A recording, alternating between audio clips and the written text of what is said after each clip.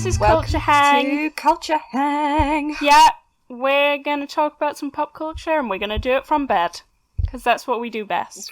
Oh great, they've started drilling. If you hear bits of drilling, I have electricians in the house. We're welcoming our first guest. Yeah, they've caused me nothing but trouble this morning. And there's just a small bit of resentment in me. And I'm very aware that they can probably hear this, so sorry to them, but they seem like perfectly nice men. There's nothing wrong with them. Why do they talk so loudly? They are not quiet people. No, and listening to the radio, full volume. Yes, why? Like, they're nice people. No, nothing against them. Nice men. Anyway, on with the podcast, less resentment. What have you been up to this week? Have you been watching anything fun? Anything exciting? The most exciting thing that I've done is rediscover Wikihow. Oh my god! I don't know if you've ever had a love of Wikihow, but when I was probably, I want to say 10, maybe younger, maybe a bit older, I would go on the internet and I would go and Wikihow for hours. For hours? And, yeah, there's so much there. First, it started off because I wanted to grow my hair longer, so I was looking at a lot of how-tos, how to grow your hair longer faster. And then I got immersed in Wikihow, and recently I thought about one Wikihow that I used to look at a lot, which was something like how to convince people you're a vampire. Oh my god. So I went to see if it was still up there, and I couldn't find it, but I found how to look like a vampire, or how to date a vampire. I have to read you some of the bits from how to date a vampire, because so step 1 is choose a vampire that you're attracted to and could see yourself dating. Choose a vampire. Yeah, just choose one out of all the vampires that all are your around vampire us. options. Yeah, two is just embrace goth culture. And then 3 is a great rule. Get used to seeing your date drink blood. Oh yeah. And then number 4, be yourself, show your interest. Oh my god, I can't believe that's number 4. But then the best bit is the community Q&A at the bottom, which someone asks, how can I get a vampire to bite me? And the person responds, you cannot force it, it is up to the vampire. Is that from Bella Swan? Yeah. Someone asks, what if I want them to drink my blood? And the person says, just ask them to. Simple as. And then, if I see a vampire and the vampire drinks my blood, what will happen? You'll probably die. Really? That's what will happen. Yeah, that's what they've said. Vampires tend to drain their victims completely of blood, but... and then, my favourite one is, someone asked, how can I attract vampires? And then someone answered, I'm sorry to tell you this, but vampires aren't real. Oh, that's so sad. No! Why would you... I know! Why would you say that on a vampire attraction page? Like, clearly. I know. And then I think someone later said something like, well, a lot of people have drained me if vampires aren't real, in like a hardy-heart, emotionally draining vampire. Because do you remember, I've called several people emotional vampires, because I definitely think there's a type of person who are vampire. Gwyneth Paltrow agrees. Oh my god. Because she Goop sell a vampire repellent. So no, it's they called don't. Something like that. They do! And it's to repel emotional vampiric vampires. people. Yeah. Oh my god. Yeah. So that's kind of what I've been up to. Maybe I'll start writing my own. Is that how you do it? Or is it like, is it someone's job to write the Wikihows? No, you write them. Oh. You can write whatever you want. Anything that you have tips on giving, how to be a vampire, you can give them. That's amazing. So, but yeah, I've really been enjoying that. I didn't quite have a phase of looking at it, but I remember Wikihowing how to make your boobs bigger when I was probably about... Oh, did it work? No, because the main one was just like, gain weight. Well, which it's got isn't wrong, because it is just... I remember some girls asked me, like, how I got big boobs, and I was like, I don't know. And they were like, well, it must be something you eat, and I was like, I guess I eat a lot of chicken. So I think those girls started eating chicken because of that. I don't think that has no impact. That's so funny. It's all genes and weight, I assume. That was pre-vegetarian taste. Yeah. I was eating meat but apparently I used to eat a lot of chicken. And that just made... Yeah, because didn't they used to... Wasn't it called chicken fillets in your bra? Not you, yes. But like, it was a thing when we were... Yeah, I did it all the time. Don't want to expose you, Hannah, but... Not. Yes, it was a thing that people used to do.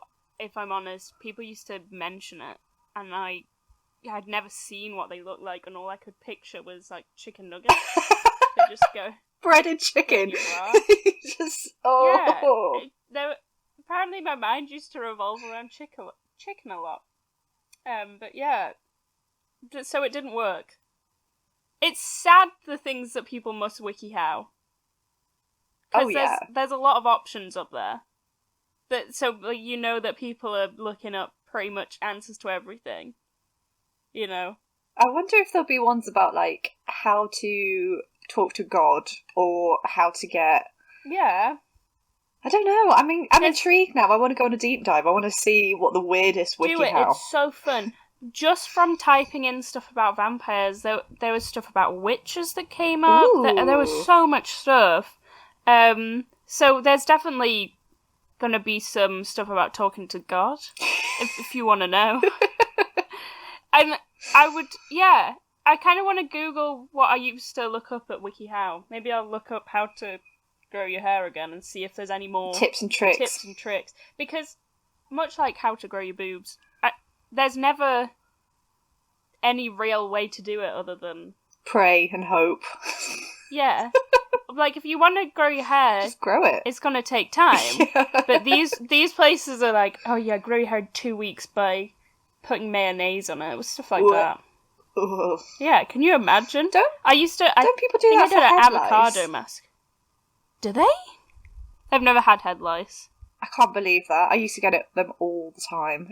They were disgusting. And my hair was I used to have really, really long hair that I never cut. Yeah. And it used to take probably about 2 hours because of that friggin' stuff. It took so long to kill them. What? Is there like special treatment for it? Yeah. And it was like, now apparently they take like, it's a 10-minute treatment and you don't even have to wash it out. But then it was like, you had to leave it on for an hour. And my hair was so long and like combing through and... no, it was a dark time in my life. And other bugs seem to really like me. Just not nits. No, not nits. I don't know why. And I think every time there was nit outbreaks at school, I got really scared that I would get it, and I never did. Maybe you just stayed away from all the people. You had like a sixth sense. My mum and my brother had it once. Oh. And I didn't get it from them. You're amazing. You should sell your blood or something as a nit repellent. Yeah, but I think thinking of like ways to make money. Yeah. But bees, I seem to attract a lot of wasps. I've been stung by wasps like more than the average person, I would say. Have you? Yeah, I get stung by wasps a lot. Oh no. Like too much. Sometimes they just come to me, but one time I fell into a bush where there was a wasp nest. Oh no. And, Hannah. a lot of them then stung me. Oh. How many stings do you think you got in that instance? Not as many as you would think. I think I probably got 3. But that's still... But a lot of them were on me. Oh. Like a lot of and on things that have happened too much to me. Bird poo. Oh my god. 3 times. It's happened to me 3 times. I think that's too much. But when? One time it happened once when I was really young, and I was probably like 8, and I was lying on the trampoline. Oh. And then I felt something wet, and I was like, "Oh, it's raining." And I looked, and I screamed, and my mum ran outside because she thought like I'd fallen off the trampoline and hit my head. No, and then the the next 2 times were in 1 week. That happened I just to me. was like out. Yeah, I was out at, like, in break at school, and birds just kept coming for me, I guess. And it smelled... School is the worst. So bad. I don't even know how to I can't even explain it. No. It happened to me when it was really, really hot here, very recently, like a couple of months ago. Yeah, this was recently. And I was so traumatised. It hit me. It nearly got my food as well. I'd spent about half an hour preparing this food, and then I was going to sit in the garden, and I was wearing this really nice, like, little sundress that had, like, quite a low back. But this thing managed to hit me on my head, and it came down my front. No. It went down my back, and because the dress was so thin, I could feel it seeping into me, and I was like... screaming and nearly gagged, and my mum was like, "It's not that bad, it's lucky." I was like, "Don't talk to me, I need to get this off me." I hate when people tell you it's lucky, because it's like, is it, or is that just something we tell ourselves because we've just had a bird poo on us? And it's something we do to make people feel better, but I was like, I'm actually going to throw up. I've never felt like this before. I need to get into the shower. I feel like I could smell it for just weeks.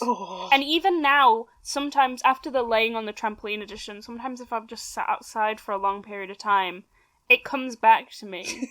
And I think, not fully comfortable with this. And my mum said that the reason that it pooed on me was because I didn't move about enough, so I'll just, like, sort of move my body a bit to... to show you're a real... Let the birds know that... you're a living thing. This is not an object.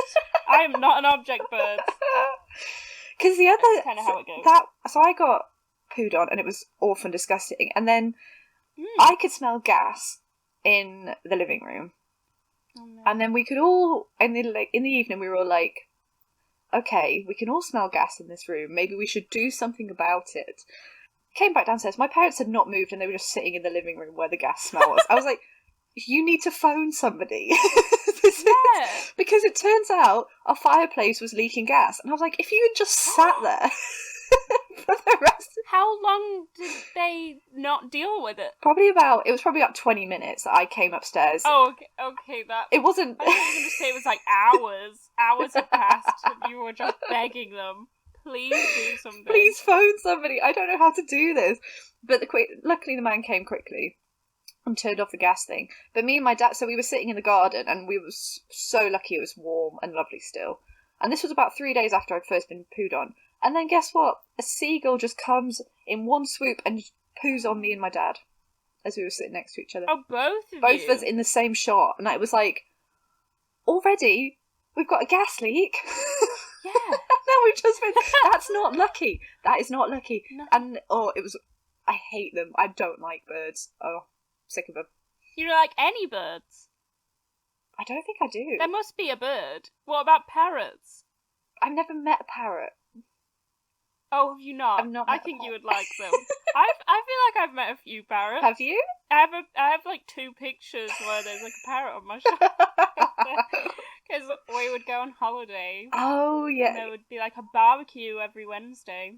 What? And they would bring I don't know. They would bring a parrot to a barbecue? It was like performance parrots. I can't remember what they do, but I feel like they like dance when there's music. But like while you're eating, they bring the parrots around, and take pictures. Do you feed the parrot? Do they eat human food? No. I don't know. You just it seems underwhelming. And if I'm honest, one time I was wearing a like off the shoulder dress, and the parrots like dug in, digging into me. I didn't. No, thank you. But I like parrots. They're very pretty. Lots of colours. I'm a big fan. Big fan. Ducks. I like ducks. Oh, ducks are cute. Swans have they're aggressive. Yeah. But they have a nice story behind them. And they mate for life. They're majestic. Yeah. And it's really nice that they mate for life. I like that. Isn't it? Yeah. That's so cute. Can 2 female swans mate for life? Oh my god, that would be amazing. Wouldn't it? I want to know. Yeah. Something to look into. Are swans lesbians? Can you get... If any animal was going to be a swan. Swans would make sense. 100%. Yeah. Have you seen that guy on TikTok? I think he's called Anthony, because his mum just shouts at him all the time. and it's really quite concerning. But he has ducks. I don't know if he bought them, but it's just him and his ducks, and he's just holding them, and then his mum is like, Anthony! And like shouting at him in the background. I can't remember what his username is, but I like seeing the ducks. I feel like a lot of people on TikTok have odd pets. Yeah. Like, this woman had a fox as a pet the other day, I swear. Like that. And then, because I love bears, but people keep just having bears in their garden, because I guess it's a thing in America, and they'll, like, go out and just talk to the bear. One of, like, there was a video of a family or something having a picnic at a table, and a bear came over, and they, like, made a sandwich for it and gave it to the bear. No, that bear is, oh my god, what are you supposed to do? Because you can't outrun bears and they can climb trees. But we don't have bears in this country, so it's nothing. Not such an issue for us. But this is the thing, that I thought there was one rule for bears, that if they come to you, you play dead. I was taught this rule. Yes. However, there's different rules for different bears, and some bears, you do the opposite of play dead, and you, like, make yourself as big as possible, and you, like, growl back at them. Oh my god. But how would you know which bear to do which at? Because there's a brown bear and a black bear, but sometimes they look quite similar. So how do you tell the difference? How do you know? No idea. Because surely if it's coming towards you, you're like, I'm not going to look for the species type before I... No. I actually watched a documentary on these bears recently. It was the most beautiful thing. I think I mentioned it to you. It was about this guy that went to... I've forgotten where he went to. It's next to Vietnam. Oh. The place is next to Vietnam. I've forgotten the name of it. He goes there and he's helping them set up a bear sanctuary to stop people using the bears because they take, like, fluids from their gallbladders. Oh. For medicine. Oh, is it kind of like what people do with tigers? It's like the... Yeah. But it's technically illegal there, but people still do it, like black market types. But they have to keep the bears alive. Oh god. And like they take stuff from it was so sad, and they like keep them in teeny little cages. But they kept rescuing these baby bears, and they were the cutest thing ever, and they had to keep them in their house to begin with. And they had this one that they got super close with, and you just watched her grow up, and she would go up to them and, like, climb on them. And when she got so big, they were like, no, you can't climb us anymore, you're too big. And she'd still want them to pick her up. And in the end, they rescued another, like, one of her species. So then she had, like, a best friend. It was so sweet. But they rescued these two other bears that were babies, and they put them into the sanctuary after they'd been in their house for a bit. And they were stolen. No. It was so sad. Yeah, they were stolen. So they'd rescued them from being, like... tortured. Used, yeah. And then they were stolen, basically, to go back to the same life. Oh, it broke my heart. Oh my god. It's when, like, the sad eyes of, like, orangutans that have been captured, and it's just... it's just horrifying. But do you know what's going on weirdly around here? And I mean, you know, I live in a very small town. But loads of dogs are being stolen from people's houses. Really? There's like a dog snatcher going about. That's odd. Yeah. Are they pedigree dogs? I'm assuming so, but like it's happening a lot to the point where my friends mentioned it, and then my mum mentioned it the other day. What her friends were talking about it. So like, people know it's going on. My like family friend, they've just got 2 puppies, or they got them recently, and they're purebred or whatever. Whatever. What they lingo. Cost a lot of money. Yeah.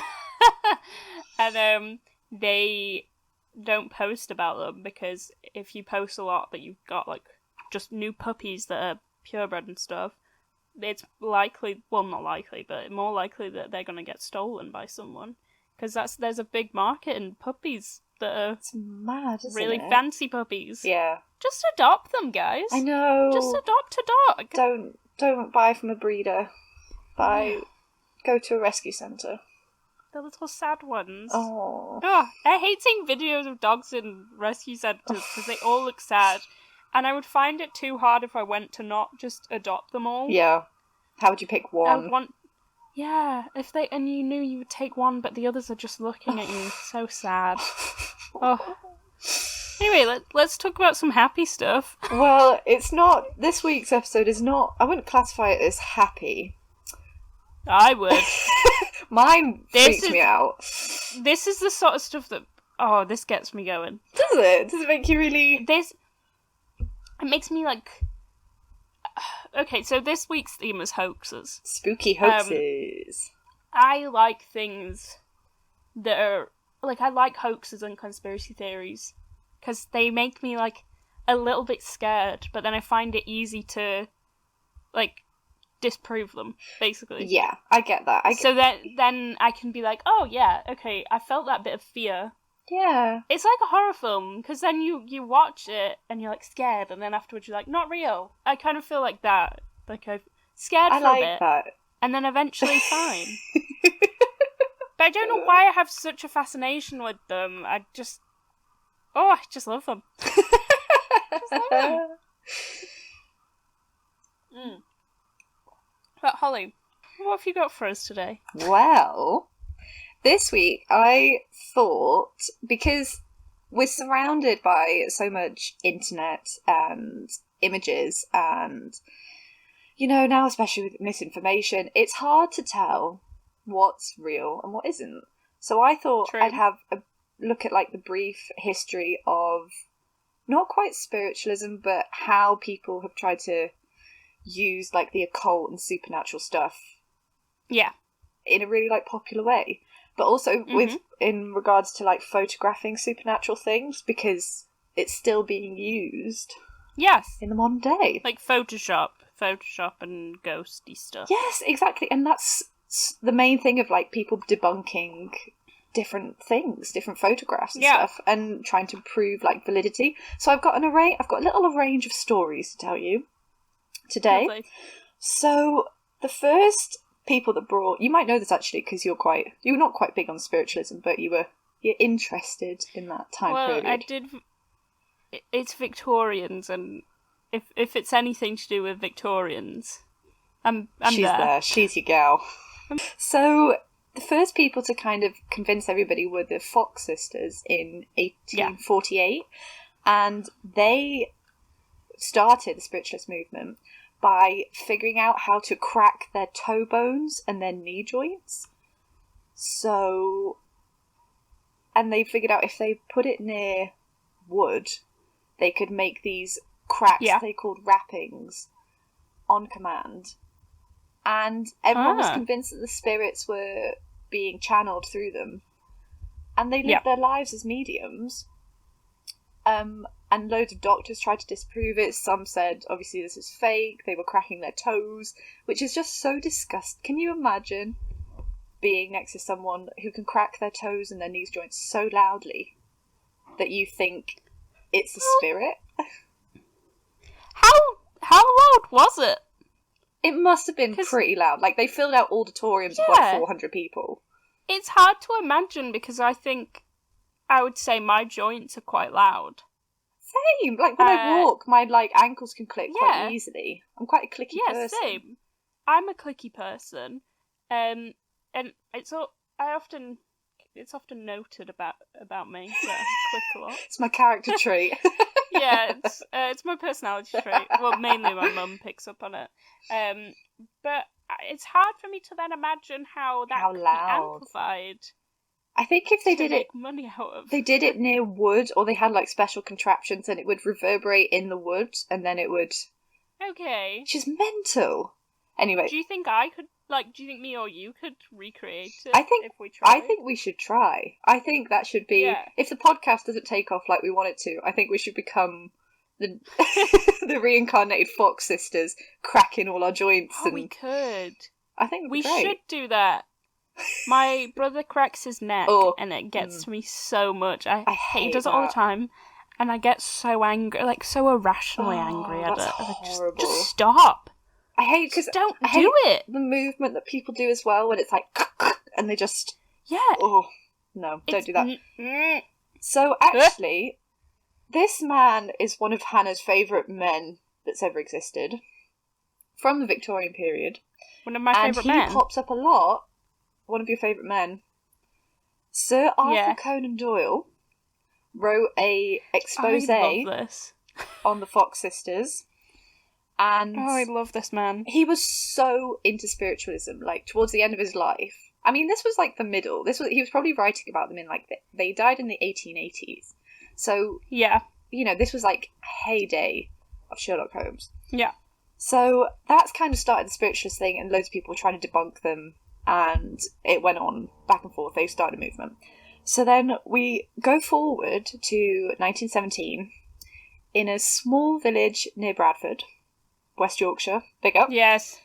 Called Big up. where two girls were photographing their interactions with fairies, and it's called the Cottingley Fairies Pictures. And they convinced everybody, including Arthur Conan Doyle, that these fairies were real and that they'd captured them on camera, and they all just believed it. Also, I'm pretty sure, like, until these girls died, they claimed that they were real, or they claimed one was real. I think they said that the others were made up and one was real or something. They stuck with it.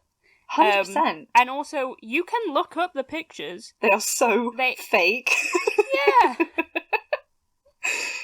no way you could look at these and think, yeah, that's real. Exactly, it's clearly paper. They drawn them from children's books and then added wings and then propped them up with like hat pins and stuff. And there was a night, so the younger one was 9 and the older one was 16, I think. The older one was too old. She was too old, but then also it was 1917. I've just spilled all my water. Oh no! It's fine. I've recovered. Tell us more about this old girl. So, kind of, apparently they kept it going because all these people like Arthur Conan Doyle, like famous spiritualists, they were just absolutely believing in it. And then it wasn't until 1916 that it kind of came out about again. And then they didn't admit they were fake in 1980, until 1980. So, they lived their whole lives with people claiming. It's mental that people believe them, but it's like, who are these people? If someone says it's valid, and someone like as famous as Arthur Conan Doyle, does that give it extra validity? Does that just make you think, oh, we've got to believe it now? I think so. I think if you're a fan of Sherlock Holmes, who seems like such a rational man, and your favourite writer is saying, yeah, definitely these things are real, I'd be more likely to believe it. I think I'd give it a thought. I'd probably not trust reality and think, maybe Arthur Conan Doyle, a very rational man, is correct. Because he was like a scientist, wasn't he? He was a physician. He's a rational man, but when it comes to spiritualism, he is not rational. My favourite fact about this is, like, he has a friendship with Houdini, the famous magician, and I think their friendship ends because Arthur Conan Doyle is convinced that Houdini's tricks are real. And Houdini's like, they're not. I'm telling you they're not. And they would fight about it all the time. Oh, God. Yeah, because Houdini was so big on, like, debunking spiritualists and, you know, like, that was his real thing at the end, that it was all, like, smoke and mirrors. But the fact that he was like, no, it's not real, and he's like, no, it is real. Arthur Conan Doyle would not believe Houdini, who was doing the tricks. He was convinced Houdini was some sort of magic man. He was not. I love that man. I love that. I love that he's just when I was researching, he just popped up no matter what decade it was. He's I don't want to say this is him, but there's a big spiritualist from the Victorian time. It might be him, it might be someone else, because I remember doing it on a module that he really believes in spiritualism, and he says that at his funeral, he will come back as a ghost. Incredible. And he dies, everyone goes to the funeral, he does not come back, come back as a ghost. But how sad. Like, everyone was waiting for him. I think his wife was there. I wish I knew who it was. And he didn't turn up. No. That's so sad. They were all waiting for him. We were all rooting for you. But Imagine if they hadn't properly mourned because they were like, oh, well, it's okay. Technically, he's still alive. He's going to come see us. We can have a chat and to then him. they get to the funeral. They're all really excited to see their loved one again, and he doesn't show. That's so rude. Terrible. You'd think he'd be able to manifest one last time. I might be wrong, but I think maybe they say the temperature changed in the room or something, so he may have turned up in terms of temperature, but... So I was looking back and I was like, because I'd heard about the Cottingley Fairies and I wanted to look more into it. And so I was like, so with every kind of technological advance, there seems to be people trying to create hoaxes, and I think it's just really nice to see like how the old-fashioned hoaxes used to be, and like so skipping forward a couple of years to the 1970s to the Amityville Horror House. Nice. And the case of the Warrens. I don't know, have you seen the picture of the little boy on the stairs? I haven't seen this picture. It's Should I look it up now? Yeah, have a look. What do I type in? Just put in Amityville house, little boy, ghost. This is the sort of thing that I absolutely love. I love stuff like this. Amityville house. Ghost boy. Little boy. Little boy. Little boy. Okay. I'm so sad there's no visuals on this, so we could share. I know, I'll share a picture. Okay. I see the little boy. It's quite freaky, isn't it? He's got like the kind of cat eyes. Do you know when you take a photo of a cat and it like reflects back? I agree. What I don't really know the history of this. Oh, you are in for a treat. So because I look at it now and I don't feel I don't really feel much for it. Yeah. So I need history. So people think not what initially happened in the Amityville Horror House, but what happened afterwards when they called in the Warrens, and then the Warrens made a film about it. Of course they did. Because that's just, if you're going to call them, they're going to make a film about it. There is... I respect them. I respect the Warrens. You know what they're going to do. Yeah. So basically, this guy, I think he was... I can't remember what his name was. This is terrible. It's okay. But he killed his family, which included his mum, his dad, and their two younger siblings, who were both little boys. And so this bit's fact. This is fact. Like, this happened. Yeah. Right, okay. So he killed them all in like the middle of the night, and then like maybe it was like half a year later, the Lutz family moved in, and there's all this kind of stuff that's been made up, or it might have been made up. So this might be a hoax as well. They started to... I think the dad of the family would wake up at 3 a.m. every night, which is when the guy that killed his family, that's when he came in and killed everybody. There was like flies in one of the rooms that they just couldn't get rid of. There was this... What did they call it? Ectoplasm? Like green, slimy stuff. I love ectoplasm. Why did anyone believe in ectoplasm? Why would that be a thing? Why would that be? If that started happening, you'd be so freaked out. Like, it freaks me out that. But why did someone, when they were thinking, let's make ghosts seem real, think ectoplasm? There's no rational thought.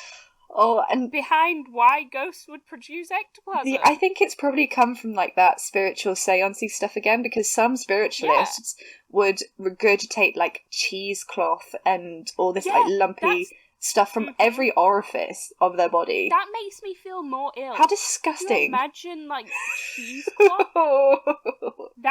That makes me more ill than the ghost. Yeah. So I think ectoplasm isn't real, but the freaky bit about that is I think Lutz's younger daughter had a friend she called Jodie, and Jodie was a demonic pig. Oh. Why did the pig have to be demonic? Because it might have been one of the parents, one of the older siblings. They turned around one night and saw Jodie staring at them from a window in the upstairs, like, room. What? And wait, Jodie's the pig? Jodie the pig with, like, red eyes. Jodie the pig was staring at them. Do you know what? If I was to believe any animal was demonic, it would be a pig. I love pigs, but they're not kind. No, they would eat you, like, given the chance. Yeah. They would eat anything. They would. Which... respect it, but also scary. They're too cute to eat you. But yeah, I kind of respect it though, because I know everyone eats pigs. Not everyone, but people eat pigs. Everyone eats pigs. That's like Grimes in that video where she says that she eats hot dogs. Oh my god. Because it's not It's really not real meat. Everybody eats pigs. But like, people eat pigs, so pigs could also eat you. I think there's a nice it's a nice balance like, in that. Karmic justice. Yeah. Yeah. They just haven't had the chance yet. Pigs haven't had the Are you suggesting there'll be a pig revolution? Animal Farm, oh my god. I wouldn't be surprised at this point. That's just what 2020 needs. Wouldn't. The pig revolution. Have you seen Spirited Away? No. It's a little cartoon. Basically, spoiler alert, that her parents in Spirited Away get turned into pigs, and ever since... I think about those pig people a lot, and if I think about a revolution, I think about these little pig people. I'm gonna Google And also, them. there were pig people on Doctor Who that were kind of freaky too. Yeah, I remember because it was in one of my Doctor Who magazines as well, and it was on the front cover, and it used to freak me out a lot. It would just stare at me in the bedroom. I've just googled the Spirited Away pigs. Yeah, I watched that film when I was so young, and I turned it off after I saw those pig people. Right, I've googled pig people Doctor Who just to... Yeah, you can look it up. They're just like pig heads on bodies. Oh, I remember that. It. Oh, yeah, no. Mm-mm. Yeah. Oh, I hate that. Yeah. It was that set in the 1920s, that episode? I feel like I have a dim memory. I could be wrong, but I think Andrew Garfield might be in that episode. Is he? He might be wrong. I know Andrew Garfield's in one episode, and it might be the pig person episode. That's mental. Anyway, so the Amityville Horror House picture. Yes. So they captured this picture of that little boy that's like staring, looking at the camera with the like reflective eyes. I mean, it looks real enough that it could be a little boy, but it could. Yeah. I'm skeptical whether it was a real ghost that they captured. A real camera. Ghost, right. So that was the 1970s, and there's been many, many since then. But one that is very, very dear to our hearts and had a big impact on our university lives was the viral Twitter haunting of Adam Ellis through Dear David. And just to recap, Adam Ellis, do you know his job? He's a BuzzFeed graphic designer. So, a graphic designer, someone who's, you could say... adept. Good at editing photographs. Photos. Just keep that in mind as we go through the happenings. Yeah, a lot of this story really relies on photographs. Yeah. So, just remember what Adam's job is. And we'll post some of the pictures of Dear David if I can stomach looking at them, because I know they're probably not real, but they scare the shit out of me. I was trying to watch this video because I couldn't access the thing, and it was driving me nuts.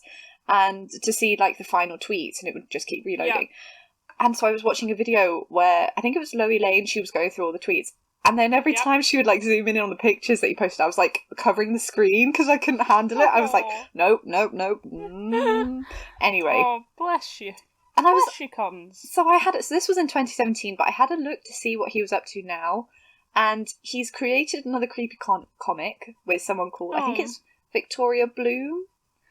And he's got a book deal out of it, and they're making a film, which again, remember the Warrens, be cautious. Yeah. And he has an OnlyFans, which I am really surprised about. Do we have any idea what the content is like on his OnlyFans? I didn't look. If people are willing to donate to our podcast, we will pay for this OnlyFans. Oh my god, yes! Oh my god. And I don't know how much his OnlyFans is, but if you want to give us money, we will find out. But that's what he's done in just the past 3 years. Just a small donation. I don't want all your money. Since Dear David. Yeah, in the past 3 years.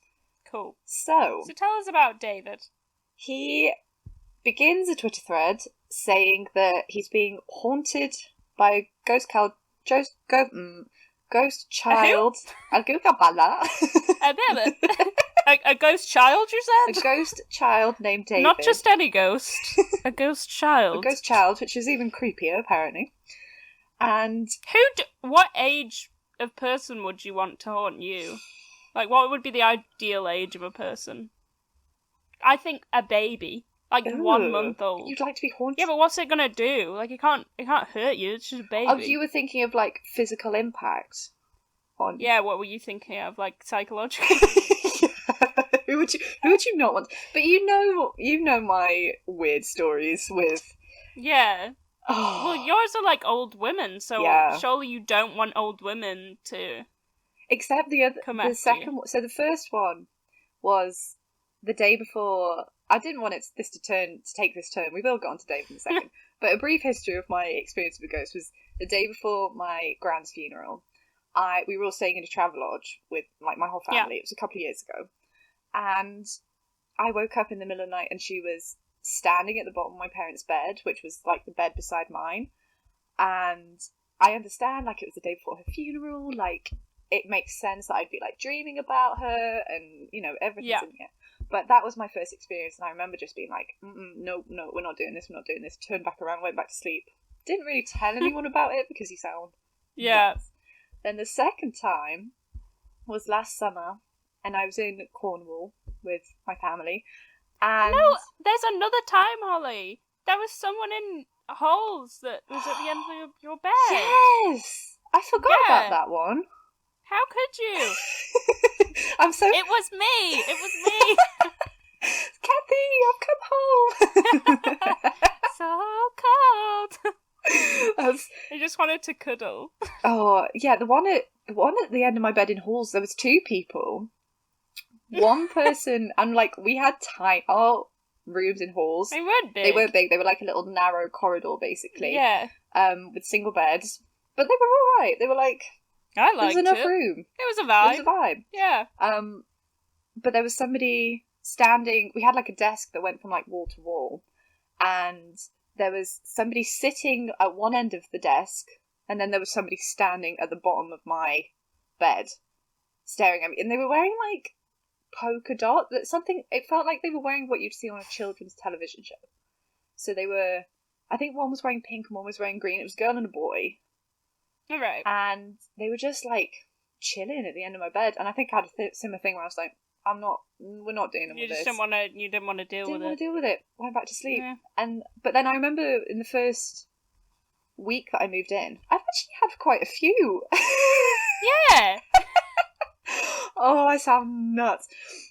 But so first few days I moved in, I was in the kitchen, and our kitchens were quite big, so it was all like, because there was 6 people in my flat. Yeah. And I was washing up, or I was crossing to go to the sink, and I felt like someone was right beside me, and it felt like a guy. I don't know, it was just like... Yes.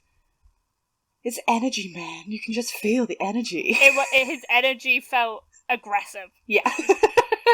Aggressive energy. And it was just girls in my flat, so there was no, like, male energy to be around. There was no aggression. But, so, yeah. The energy felt sexist, is what Holly's saying. It was a sexist energy in that kitchen. And she was uncomfortable with the energy created in the kitchen. Yeah. Maybe it was like, before we'd met each other, it was your bad energy from your housemates leaking into my subconscious to prepare me for our friendship. Because Hannah lived with some absolute terrors in first year. Bad. It was quite the adventure. Bad men. I hope they're not listening. No. Yeah. You're all lovely. I really enjoyed our time together. Yeah, sorry guys. Yeah. Maybe I was the terror. Maybe you were. Maybe I'm the monster. You're not the monster. I just wanted to feel like Gabby Hanna. She's made a comeback to YouTube. Has she? Yeah, she's back on YouTube. Can we ever stay on one topic? We made our way from Dear David to Gabby Hanna. And yeah, so update on Gabby Hanna, she's back on YouTube. I was no hate for our conversation about her, but she is rather irritating. And I think she's come back because she's releasing a new book. Are you sure she didn't come back because she listened to our podcast? Maybe she did. Maybe. Oh, can you imagine if we get slagged off in her comeback video? Yeah, but we'd get listens from it, so... Come at us, yeah. Thanks, Gabby! All press is good press! Anyway. Holly, I'm sorry to interrupt you, but while you're doing that, I just thought I'd have a look at our Anchor account. Oh, yeah? We're at 99 total plays. Oh, you know what that means. Special announcement next week, guys. I can't believe that. I'm so proud of us. I'm so proud of us. Thank you, everybody that's listened. Yeah, thank you so much, guys. It means so much. Okay, really back to Dear David, finally. So, in second year, I didn't live with Hannah and all our dear friends that I lived with final year. Yeah. But we all went out on the first night that everyone moved in, and then I had like a really hungover, lazy day the next day. You were not well. You didn't feel well. Oh, I was so hungover. Yeah, you were not well. Oh, anyway, so as we were all sitting in Lydia's bed, I was like, I've just read this really creepy thing. I want to tell everybody about it. And this is the story of Dear David. The tale. So Adam Ellis is a graphic designer who works for BuzzFeed.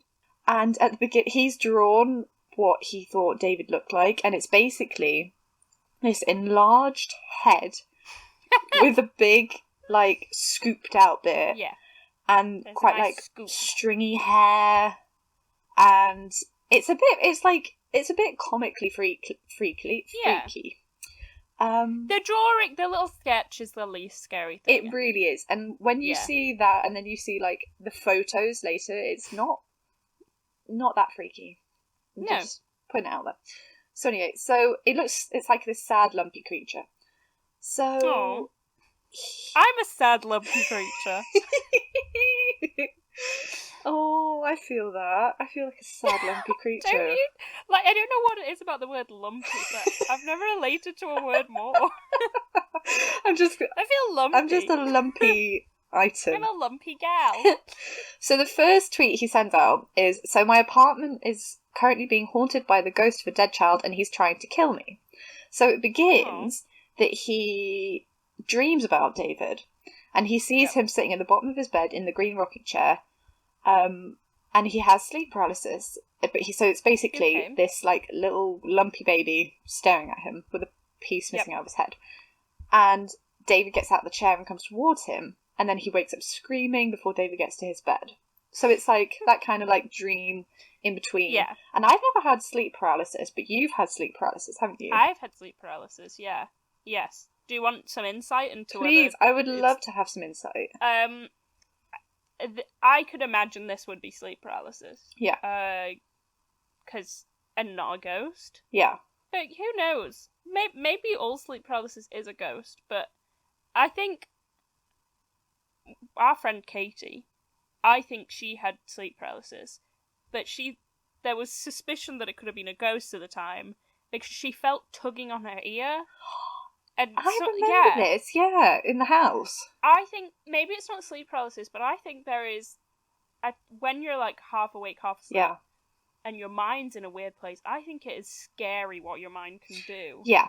That I do think like it's possible that your mind could convince you there is a little boy in the corner of the room. See, this is every time I've had like one of my experiences, and I'm using air quotes so you can't see. It's always she is. I confirm she is. Thanks, Hannah. Thanks for the verification. There is air quotes. Carry on. But I think it's always been in that, like, in between half waking, half sleeping. So that's why I discount quite a lot of it. But I think... I don't, like, no need to, like, I don't want to discount anything anyone said, because I am quite skeptical, but you can't say what people are experiencing is not real, because it might be. Yeah. But I do find it interesting that a lot of ghost experiences, when people tell the story, they do often happen, like, when you've just woken up. It's not often when you're just, like, walking down the street, sitting down. Yeah, it's not often that, but that means nothing. Yeah. Maybe we're closer to the netherworlds. The netherworld? I don't know what to call it. The underworld. The underworld. Maybe we're closer to hell when we're asleep. And that's when they crawl out and they try and take us down with them. Well, this is why I think my final experience that I had when I was in Cornwall, in this really, really old house. So I think it's a house, I think it was built in 1850, and because we had a look, because we were nosy. And the room I was staying in, I just had a bad feeling about it the whole time. Yeah. So I was like, don't freak yourself out, sleep with the light on. And, you know, so you won't wake up and not know where you are and get freaked out. Yeah. So I was trying to avoid everything. But then it must have been maybe like 3 nights in, and I woke up to she wasn't an old woman. I reckon she was probably about like 25, but a woman in a... Was she pretty? Scarily vacant, I think. Oh, that's beautiful. That's haunting. That sounds like how Edward describes Rosalie in Twilight. Scarily vacant. Oh my god. So she had this long, like, greyish blonde hair, right. a white nightgown, and these huge, like, grey-green empty eyes, and she was sitting at the bottom of my bed, just staring at me. And so, maybe she wanted to be friends. Well, this is it. So we were house sitting for Mum's friends who were in Australia, and they're quite old. They're like elderly people. So I was thinking, if you are in this house, if you're stuck in this house as like a ghost, and there's new people, you're going to be curious about it because you're like, that's quite where nice. have they gone? So that's what I think it was, and maybe like you were the only person who was closer to her age, and people maybe you would like respond well. And then I told her I was like, and you did not. I was like, no, because the light was on, so I could see her that clearly, and that's what makes me think that it was like. And then I went and slept in my friend's room and woke her up at 3 a.m. and I was like, I can't go into my parents' bed because I'm 20. So I'm going to go and sleep with my friend. And to be fair, she was very nice to me. So, but I was like, I can't stay in that room. It's just, it is, I don't want to see her again. But she didn't, she left me alone after that. But, I didn't sleep very well the rest of the time I stayed there. But but again, that's what makes me think there's something else going on, because I could see her in with the bedroom light on. Yeah. So anyway. Yeah, that's strange. I feel like I wouldn't be good in that situation because I wouldn't have my glasses on, so I wouldn't be able to see. And then by the time I'd surely got my glasses, they'd be gone. I would have looked and thought, oh, it was just like a sheet or something. Yeah. So I think that puts me at a disadvantage when it comes to ghost spotting. Your eyesight, you probably just think if you did see a ghost, you might have just thought it was something else. Do you think everyone with like bad eyesight has never seen a ghost, and that's the people who do see ghosts are people with good eyesight, and the skeptics are people with bad eyesight? Oh, that would be amazing. Something to consider, something to ponder on. If you want to be a ghost hunter, do you have to have like contact lenses good in all eyesight. the times? Or maybe we should do a survey and see like if there's a correlation between people who can see really well and people who've seen ghosts. I would love to do that. Should we? Same. We could do it on Instagram. We'll do it on the Facebook group. Yeah, we'll do it on the Facebook group. We'll do it on the Facebook group with our one member. Woo! Woo! Thank you, Emily. Thank you, Emily. We love you, Emily. We'll do it on all the social media, so check out our social media. Anyway, let's finish, dear David. Sorry. So, not that anyone cares anymore. Not you, now. It's me. That's all. That's the end of my ghost stories, by the way, so I will not be interrupting with my own experiences. From now on, it is only Dear David. So the guy, Adam Ellis, is dreaming about David and is freaked out. So then he has another dream, after the one where he wakes up screaming before David reaches his bed, where he meets a little girl, and the little girl says, "You've seen Dear David, haven't you?" And then she explains that he's dead, he only appears at midnight, and you can ask him 2 questions if you say Dear David first. And then if you ask him Is she dead? Or is this just a little girl that's wandered into his house? Oh no, this isn't a dream. Oh, okay. Can you imagine? Hi. It's me! And the ominous little girl. I think he says he's in a library as well when she comes and finds him. So it's a weird setting anyway. Okay, I like that. So you can ask David 2 questions if you say Dear David first. However, if you ask him a 3rd question, he will kill you. Oh, okay, well that's fair. I think that's just common courtesy. If someone's told you can only ask 2 questions, it's rude to ask 3. Don't ask 3, or you deserve to die. You will die. Yeah, sorry. If I've said 2 questions and you ask a 3rd, no life for you. You're gone. So, a couple of weeks passes, and David is in his dream again, sitting in the rocking chair, staring at him. He asks him, "Dear David, how did you die?" And then I find the way he describes David's voice the funniest. So he mumbled, "An accident in a store." So he asks him a second question. "Dear David, what happened in the store?" To which he groans, "A shelf was pushed on my head." How old is Dear David? This is what I don't know if he's like a Todd. I think he's like 5. Oh, okay, that makes more sense, because I've seen like a 2-year-old like falling around at B&Q. B&Q. And they like drop some like bricks on his head. So that's just not good parenting. That's horrifying. Oh my god. Sorry, David. That's so funny. And so he's like frozen, and then Adam Ellis goes, "Who pushed the shelf?" And David doesn't answer. So he asked the third question. But to be fair, he didn't say "Dear David" in front of it, so does that negate it? Yeah. I'm gonna be funny, Adam is stupid. He didn't follow the one rule they told him to follow. God's sake, Adam. So another few weeks goes by. He Googles dead children called David dying in a store. Nothing happens. That's fair. He moves into the larger apartment that's upstairs. Another month goes by without anything happening. And then in like one of the tweets at the end, he says, "I think he lost track of me because I moved upstairs." How terrifying is that there's this like demon boy looking for you?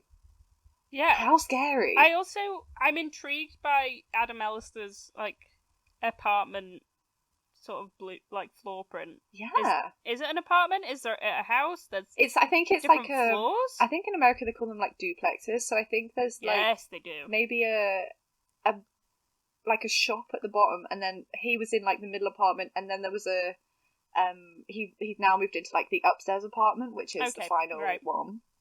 It looks really nice actually. Like I wouldn't mind living there. Yeah, I could live with David. I could deal with it. So this was him like looking back, and now we kind of come to the present, and it's like August 2017. Cool. So he says his cats are acting really weirdly, that they all gather outside his door at midnight and just stare at the door.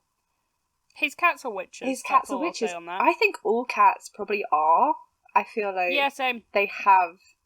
It's weird when animals just like stare at nothing. There is a cat. I walk past it almost daily. That's like 2 seconds from my house, and it stares at the wall all day long. Really? Yeah. Just constantly, all day. There's something on that wall. It really likes me though, because it rubs itself against my legs and meows, and I looked that up, and it's when they're claiming you.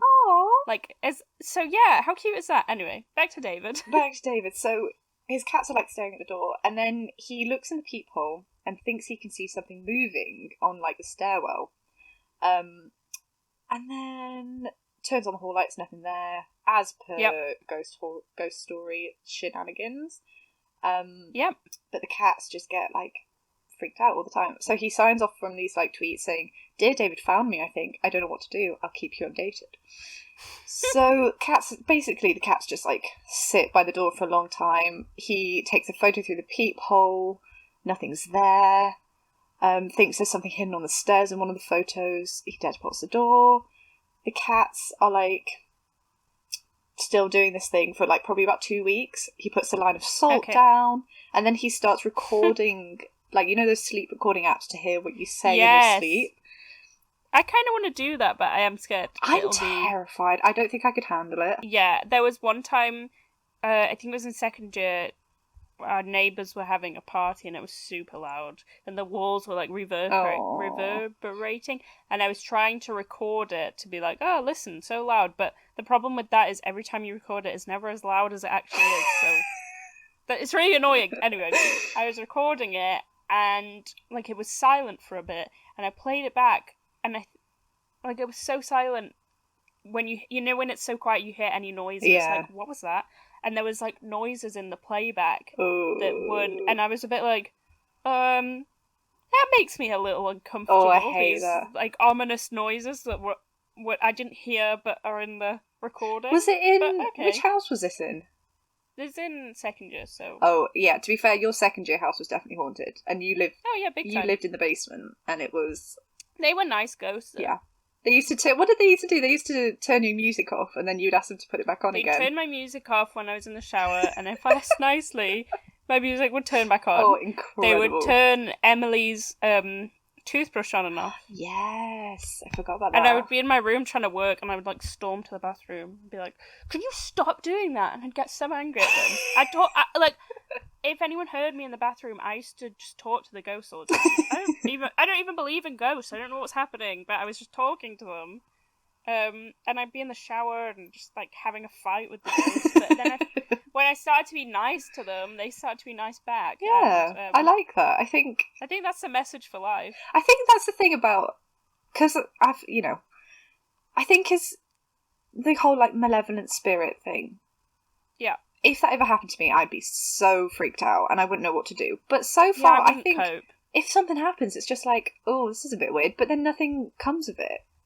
From your experience, I would say that the only way to deal with ghost hauntings is to just turn over and go back to sleep. And say, no, I'm not, I'm really sorry, I'm not doing this, and just go back to sleep. Yeah, just go back to sleep. And if they're in the bathroom with you, just be polite. Just say, I'm really sorry, just don't, I'm having a bad day, I want to shower. Just because they're dead doesn't mean, just because they're dead does not mean you have the right to be rude. No, exactly, that is the moral of this. So... he thinks he hears a few noises between 2 and 3 a.m. He thinks he's hearing like snaps, which is a bit weird, and then like one step. It's the girls with their ankles again. They're back snapping their ankles.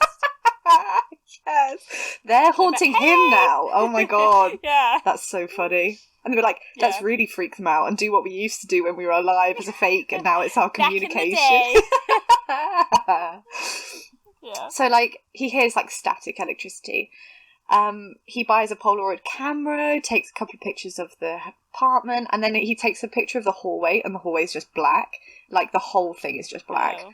Which is a bit freaky, actually, and I wouldn't know how you would do it. So he, takes a few things, and every time the hallway is just, like, black.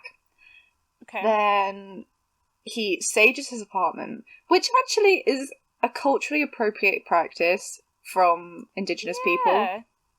Yeah, I've heard this. Don't do it. No, don't do it. It's not... It's been It's not your culture. No. Don't appropriate it. Leave it alone. Yeah. Or if you're going to do it, buy it from an actual, like, Native American shop and site. And maybe, like, get them to teach you how to do it, I don't know. So you appreciate it instead of appropriating it. Exactly. And that is the way forward. Come on, Adam Ellis. So... didn't work, basically, he says. No surprise, because he's culturally appropriated. And he dreams about David. He says the bedroom was all, like, hazy and smoky, and David was sitting in the rocking chair, shrunken and silent and staring at him. And if there's nothing freaky about this freaky being anyway, but the fact that he's, like, shrunken. Like, it reminds me of Voldemort. Yes! When he's, like, a little baby creature. It reminds me of that. Oh. Why was that in a children's film? Why would... Yeah. Oh my... I used to have to leave for that bit in Goblet of Fire because it freaked me out so much. He's so milky when he comes out. It's like, ugh. Carry on. Okay. Carry on with David. Let's move on from Baltimore. So, he's still recording himself in sleep. He hears a static electricity. And then he says he feels like he woke up and the whole apartment was shaking. There's a thunderstorm. He begins to feel unsafe in his house. And then he dreams that David is, like, dragging him by the arm through an abandoned warehouse.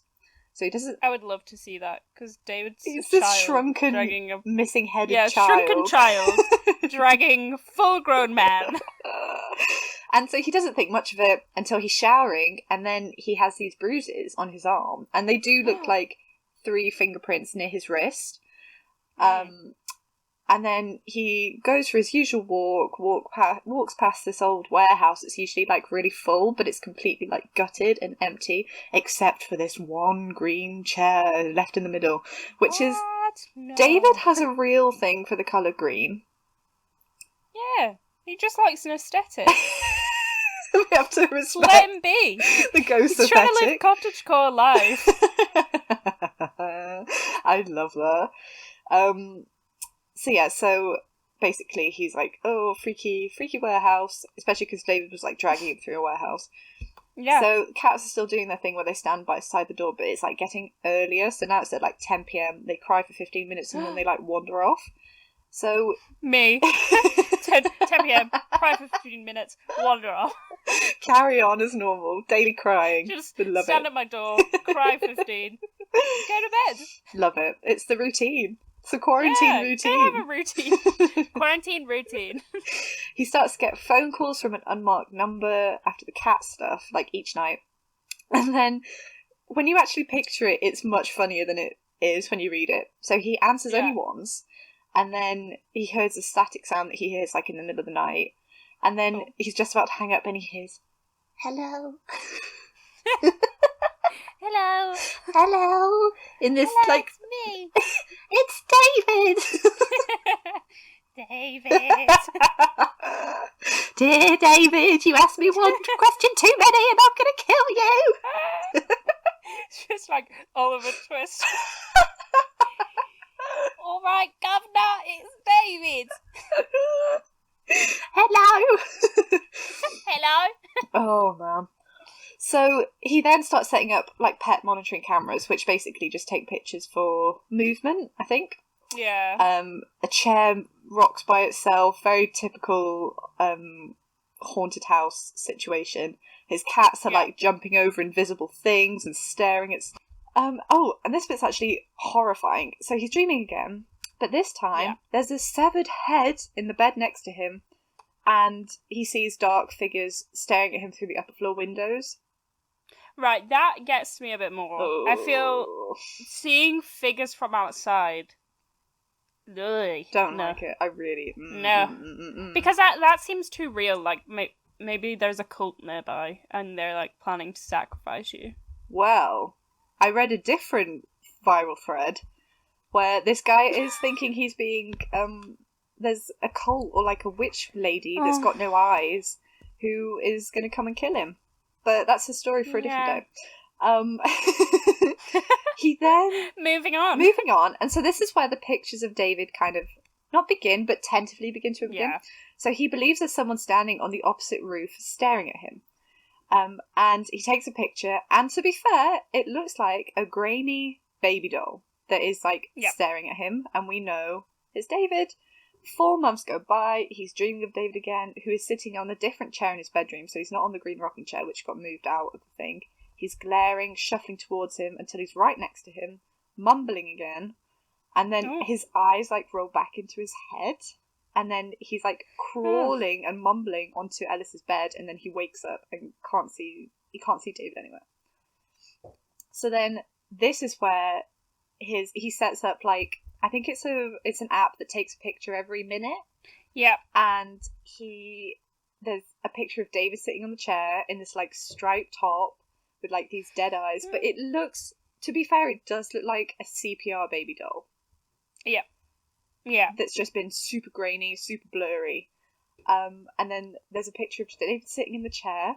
And then there's a picture of him, like, crawling down from the chair. And then crawling towards him. The pictures are horrifying, but you can see, like, the missing chunk in his head. Yes, like, you can. So we know it's David at this point. We can identify. We can. He's got his characteristics. Yeah, fashion icon, ready to go. And I'm just gonna breeze over the next bit because I feel like it gets too elaborate. Like, if he left it at the photos, we would all be like, "Oh my god!" I think if he left it at the photos and then tweeted something like creepy. I don't know. Yeah, like goodbye. Yeah. I'd be like, oh my gosh, what happened? But you can't really go anywhere from the photos. This is the thing. Photos were enough. The photos are so horrifying. So I think he goes to Japan for a bit. Fair. So which is why his tweets are getting, like... As you would. You'd get the fuck out of there. Yeah. His tweets are less frequent. And he starts hearing thumping on the roof, and he finds there's, like, this crawl space. It's probably about 3 feet above him that he didn't know was there. He wakes up a few nights later to this huge crash above him, and it happens, like, 15 times, he says. So it's like this thing, like, falling and falling several times. He gets his landlord to have a look after he's spotted this little Victorian little leather shoe, stuck in the hatch of the crawl space. Yeah. And it's like, really? That This is seems less real to me. Like, as soon as... I don't know, as soon as he's doing the crawl space in the little Victorian ship, no, you've gone too far. Too far. And also the landlord finds this, like, old green marble that he tries to make a big deal out of, but I'm also... Come on. So he goes to his parents' house for this... Oh no, there's more pictures of David. I forgot about this. So it's now December, and he started tweeting in August about this. He starts feeling really ill and dizzy and disorientated. He does the app again that takes a photo every 60 seconds. He is, like, jolted awake, checks his phone, and David is there, pacing the room, getting closer to Adam, and then he's looking directly at the camera, and it's haunting. It's so horrifying. But then there's also a really funny bit where David is, like, collapsed on a chair because he's exhausted. Oh, he's tired. He's too tired to carry on being spooky and just... That would be me as a ghost. Like, oh, too much haunting for one day. So he goes to his family's at Christmas. It's now like 2018, so around the time for the holidays. Holiday. He then, in the middle of the night, he goes to the toilet and he thinks he sees something outside. And then the next day, he's like in Montana at this point. He's not in New York anymore. And then in the snow, there are these tiny human footprints leading to somewhere unknown back into the forest. And it's like, David's followed him to Montana. I just don't think, like, David has the capability to do that. He got tired from walking about a bit room, of haunting. He can't walk. Like, how is he going to get to Montana? Is he in his backpack? Like, how did he get there? Yeah. Hey! He goes through, like, the airport customs, and they're like, oh, there appears to be a child in your backpack, sir. And he's missing part of his head. It's just David, don't worry. Don't worry, he comes with me everywhere. I can't get rid of him. So he's back in New York, and he feels like it's getting worse. David's getting closer and closer in his dreams, and he always wakes up just before David gets to him. He then dreams that he sees David hovering in the corner of the ceiling and mouthing something. He starts to hover over his bed, and he's so paralyzed that he can't move. He can only look up and stare at David. David then falls onto him, and he has this, like, crushing pressure. And this picture... This makes me laugh.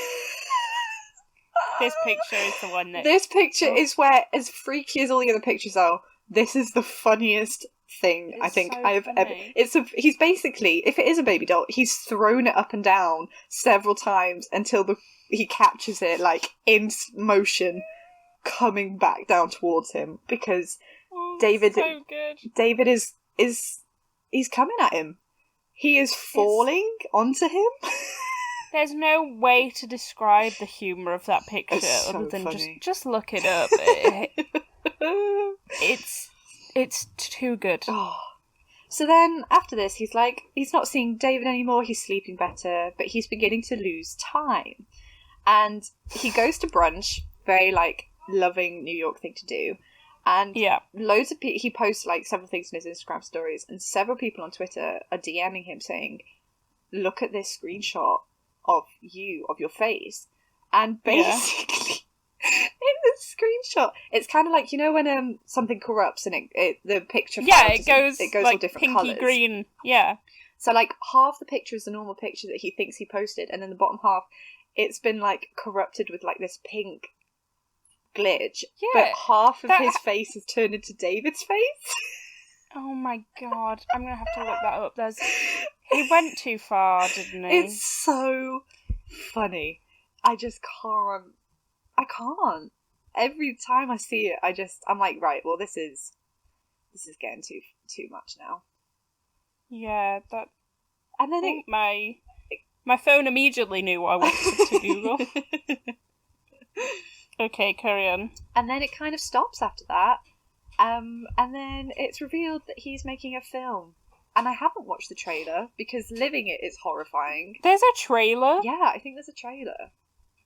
Which I was too scared to even, like, search for. I'll watch it later and see what's happening with that. But that's why I think it's not real, because if he's obviously not revealed... And also there was this thing about him tweeting differently and using, like, different punctuation. Yeah, I'd seen that. Which... And that possibly he was possessed. Yeah. I think, for me, It's the hoax for me. Yeah, it's the hoax for me. It can't be real. I think as soon as I just think if ghosts are real, are they gonna be I don't think you're gonna be I just can't see if ghosts are real. Why isn't everyone tweeting about it? Yeah, because surely, like if to why that is it him? extent, why was he the one that was chosen for all this haunting? And like, I think it's such a clever narrative, and it's really interesting how they use Twitter for it, and how they created this like viral ghost story, and now I've seen so many TikToks of people being like using TikTok bloody effects to show where ghosts are with like the ripple effect. I respect what he did. I think it was a really clever thing to do. Really clever. Do I think it's real? No, not at all. No. But not even in the slightest. But I like it, and I liked that when I first heard it, I was a little scared, a little spooked. A little spooked. So until it gets to David falling on him. That just yeets me right out of there. Oh, why did he do it? He took it too far. I think that's it. But yeah. But we so that is the story of David. And so I told everybody this story as you all just moved into what we now know as your haunted house. And then down the back of someone's radiator, what do we find but a portrait, an oval portrait of a little boy in lederhosen. Little blonde boy. Yeah. And we've researched this, like, we've done as much research as we can on the picture, to no avail. We don't know where it came from. Yeah, or why it was left there. Why it's there. It looks old. Yeah, like... But not, like, super old. Like, it doesn't look... From, like, maybe the 90s? Like, the 80s and 90s? I think 70s at most. Yeah, I agree with that, actually. Well, so... My main hoax I'm going to talk about is Momo, because Momo, recent, I love it. Talking about freaky faces... Oh my god. I've learned to appreciate Momo's beauty, okay? But while I was researching, I found this hoax, which, honestly, it's just like a sentence long, and it relates to nothing I'm talking about, but I had to mention it. A hoax that I found, apparently it's pretty famous, but I'd never heard about it, is one surrounding Richard Gere. I don't know if you know about this. There is a hoax story, or an urban legend, if you will, that Richard Gere once turned up to the ER hospital because he had a gerbil stuck up his anus. That's the whole thing. That's the hoax. And like, people believed it. Yep, that was a hoax I found. There's no more to it than that. That's it. Who made that up? No idea. Don't know why it's a thing. Also, I read an article on it, which I'll link. It's an incredible article that they're basically saying, with most hoaxes and urban legends, bits change over time. Right. Over years, like, just elements change a bit. But with this one, it has consistently been Richard Gere, and it has consistently been a gerbil. It hasn't been any other type of rodent. It has to be a gerbil. Oh, no. It's just very strange. That's the whole hoax. The end. But anyway, Momo. Time to get serious. So, I'll get to Momo, but basically, Momo was a hoax, but originally people thought it was to do with, you'd get a message on WhatsApp from Momo, and it would tell you to do certain things. Yeah. Quite bad things, and it was targeted at children. This initially reminded me of chain letters on the internet when I was younger. Do you remember them? Yeah. So, I would be playing on Girl Go games or whatever, and I'd scroll down to the comments of, like, one of the dress-up games I was playing, and there'd be a chain letter thing, which is basically when it's, like, says something and then it says you've got to share this to 5 people, or something bad will happen. Like, it was always, like, your mum will die, or... Well, like, people still do it on Facebook today, and it shocks me that people are still doing it. Like, it's been around for a long, long time. I tried to find the ones that I used to see, and I couldn't find the exact ones, but I found really similar ones. So there's this one that was... This is kind of the most similar to what I saw, and it says, "My name is Summer. I'm 15 years old. I have blonde hair and blue eyes. I have no nose or ears. My body's covered with scars. Oh. Didn't I tell you I'm dead? My dad killed me." And, like, everything's spelt wrong. There's so much punctuation that's wrong. "My dad killed me with a kitchen knife in the year 2001. Oh my god. It's up to you if you repost this or not. This is no lie. This is for real. What? Now copy this and paste it onto the walls of 10 other pages of groups. Your time is running. See more. This this isn't fake. If you copy and paste this to 10 pages in the next 10 minutes, you will have the best day of your life tomorrow. You'll either get kissed or asked out. Oh my Nice. god. If you break this chain, you will see a little dead girl in your room. In 53 mins, someone will say, I love you, or I'm sorry, or I want to go out with you. And that's the end That's of it. so specific. Also, what do they get out of it? I don't know. I have no idea. But these used to terrify me as a Oh, child. yeah, because you would believe... I was trying to dress some girls up online, and I didn't want to get killed by Summer, who had no eyes. No nose or ears. No nose or ears. She's covered in scars. But she did have blonde hair and blue eyes, so... It's weird that they led with that, wasn't it? Yeah, no, I'm just a normal girl that has no ears. Yeah. No ears and no nose. Anyway, I just love that. It kind of reminds me of... Well, I don't love it, because it actually terrified me as a child, but it reminds me of what people thought Momo was. Momo was. So, all my information on Momo is from Wikipedia. We love. I'll link it below. Basically, Momo, if you don't know, is a non-existent social media challenge that was spread on Facebook and other media outlets. Basically, it started in 2018, but really gained fame and recognition in 2019 because a bunch of stuff was being shared on Facebook and the likes that teenagers and children were getting messages where people would present themselves as Momo on WhatsApp. And try and convince people to contact them, and then players would be instructed to perform tasks, and if you refused to do so, you would get threats, and you would get gory pictures, and I don't know, they were telling you to do horrible things. Yeah. But apparently this didn't happen at all. No. And also, people were saying that Momo's image was being inserted into YouTube videos and YouTube Kid videos about Peppa Pig and Fortnite. Oh, it's like not subliminal messaging, but like, right, I get you. Yeah. But there's no evidence that happened. There's no evidence that any of this happened. So, authorities have not confirmed any physical harm resulting from this, or even that a sustained exchange of messages took place between Momo characters and anybody. So the real issue was that parents kept posting about it, because they were like, oh no, our children... Right. That then led to, 1, Momo getting fame, 2, children being scared, because their parents were like, seeing this picture, the picture's all over Facebook because people are sharing it and being like, oh yeah, people are getting Watch messages out for from... this, yeah. Yeah, that was what led to it being an issue, which I just think is so wild. Yeah. Yeah, no one has confirmed that anyone was harmed directly from it. And that concern and distress registered by children was primarily driven by media reports rather than as a result of Momo. God, that's It's like scaremongering at its basic, isn't it? That if you make the thing scarier than it actually is by paying attention to it and making it like valid. Exactly. God. So in 2019, YouTube said that they'd not received any links to videos showing or promoting the Momo challenge on YouTube, so there was no evidence that existed either.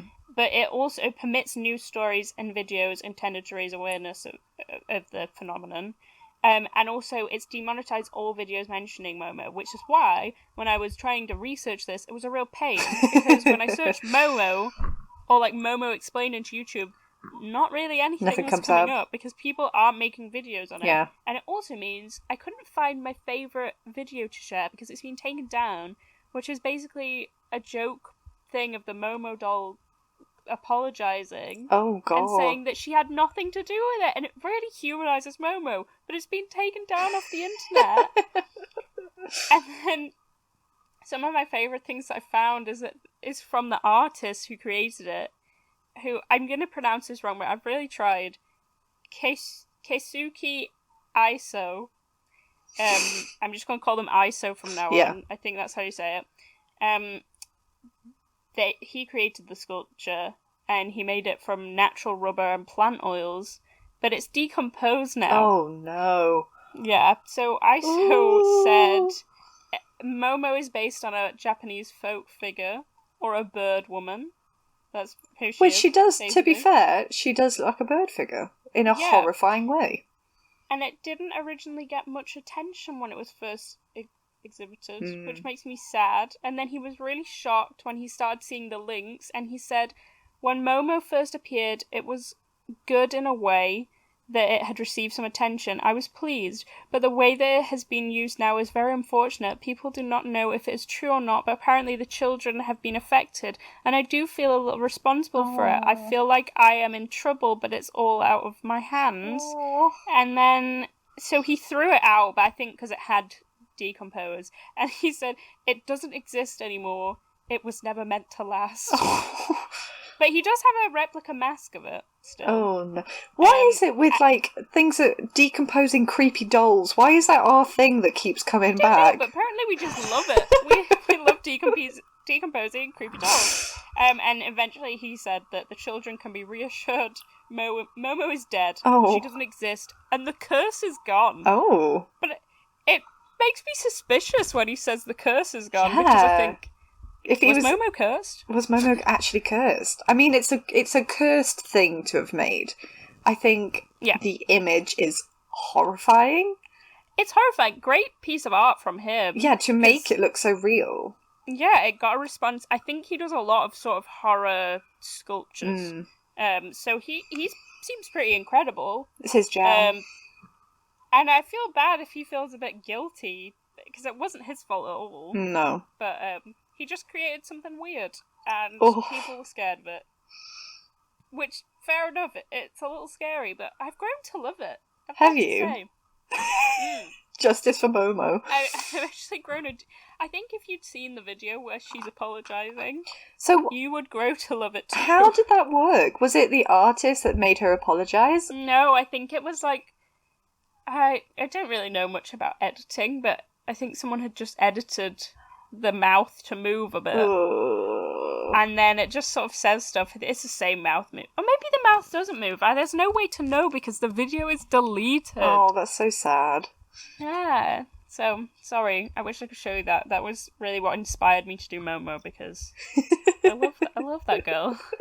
I love it. But I find it wild that it was supposedly never actually a thing, and it was just because parents were posting about it out of concern that then led children to actually being scared. It was a self-fulfilling prophecy. That's terrifying, isn't it? That it's, I suppose, because there's this perception that you don't know what your children are watching on the internet. And I think it's understandable. Like, I know my parents don't know what I look at on the internet, and I don't know what they do, but now that I'm an adult, I suppose it's like, I don't know, it's less scared. They don't think I'm doing the Tide Pod challenge for the lols, or like... Yeah. But that kind of... that it could be something nefarious. And did Momo come before or after Slenderman? After. Right. Slenderman's, I think, 2011, I want to say. Really? I have no evidence.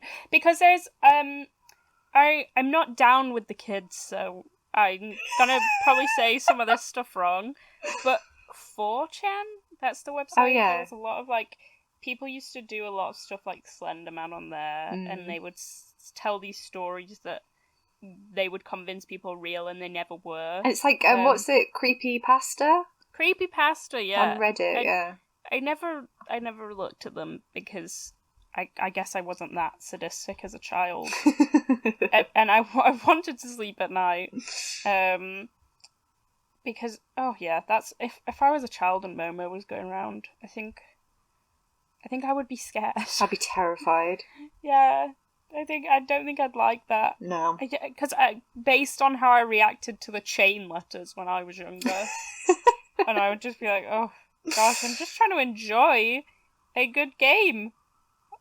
But no, you're ruining it. Yeah. And I never shared them with people, so I don't know why I was scared, because I haven't been murdered by a girl with no ears and no nose. Or Renesmee, or Annabelle. I think we're doing quite well. Or Dear David. Or Dear David. I've mocked Dear David solidly for 2 years now. And he's not come for me. And yes, there is a possibility that one day in a few years, all of the haunted things that I've haunted will gather to murder me gruesomely. But as of yet, I'm pretty much thriving, so... kind of thriving. Yeah, hoaxes. I'm Love to see 'em. I'm intrigued to see what the next one will be, because I feel like they have such a short shelf life because there's always another one coming around the corner. Yeah. And I suppose, think now... Annabelle escaping was maybe... a hoax. That was a hoax as well. Because it was never real. No. But do you not think, like, with every hoax, what if they are real and we're just like, lol. What if, like, the government has convinced us they're not real, but they always were? What if Momo's going around somewhere and she's, like, attacking children, and we're like, it's just parents being overprotective, but it's not. But that's why, like, conspiracy theories start to sound real, because it's like, well, what if? Like, they've hidden that they were looking into aliens and then they released it. What if? This is the age of conspiracy theories seeming real, I believe. Because it's so wild and it's so whack and you don't know what's happening next, that it's like... I listen to conspiracy theories now and I just think that doesn't sound like too made up far-fetched. at all. Yeah. I feel like back in the day it was like, everyone is a robot, but now it's like, oh yeah, the government is watching your every move, and it's like, oh yeah, that's probably true. Yeah. Next. Hi government. Thanks for listening to Culture Hang.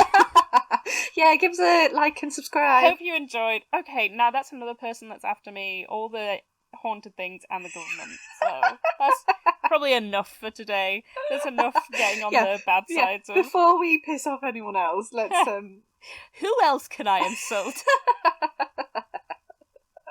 I'll think of someone new for next week. Yeah. But yeah, thanks for all the listens, guys. Thank you so much. We're doing a special 100 plays bonus episode. Yes, we are. We should be recording that next week. But honestly, I remember like a couple weeks ago when we just had 11 listens and we were super excited that 11 people had listened to it, and now 100 listens. We've had someone from Canada listening. I know, I saw that. Canada. Canada, oh my god, the Canada person. Canadian. Canada person. Please join our Facebook group. Yes. I want to know. I want to know. I want to have a chat. I want to be engaged. I don't know if I'm coming on too strong with these things, but I want friendship. Also, I think like soon we'll probably get some guests on. I think that the month mark, that is the time. We'll look into that. I mean, even if these podcasts aren't long enough already, let's add some more stuff on it.